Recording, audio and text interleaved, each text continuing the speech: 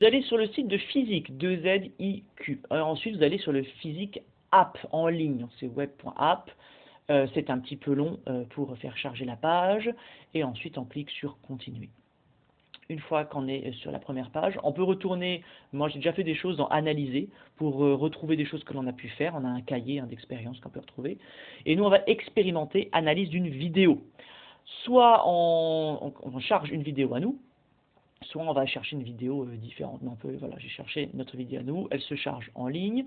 On dit que c'est du 30 frames per seconde, moi c'est peut-être un peu plus, un peu moins, je ne sais plus. En tout cas, je mets l'échelle. Je la mets de manière horizontale parce que c'est comme ça que je l'ai faite. Verticale, ce serait un peu plus intelligent. Bon, c'est pas grave, on peut laisser les choses de cette manière.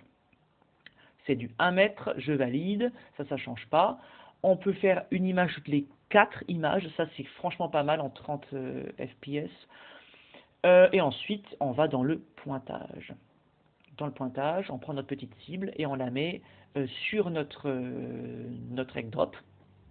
Et on clique dedans et ça avance de 4 fois, 4 fois plus vite, hein, vu qu'on l'a sélectionné comme ça. Comme dit, moi j'ai peut-être pas du 30, j'ai peut-être du 24, du 25, je ne sais pas. Donc ça, il faut regarder dans les applications, dans les téléphones de chacun pour être sûr. En l'occurrence, ça ne changera pas grand-chose. C'est pas très grave si on n'a pas les valeurs qui sont tout à fait exactes dans cet exercice-là. Le truc, c'est de ne pas aller au niveau ça rebondit. C'est bien d'avoir une vidéo qui n'est pas trop longue.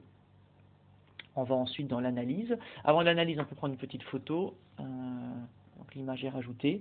Ou faire un screenshot, hein, c'est pas mal pour avoir la chronophotographie. Et dans l'analyse, on peut avoir que 5 choses à la fois. Donc moi j'enlève certaines données, comme ça du coup, voilà, je peux en mettre d'autres qui sont plus intéressantes.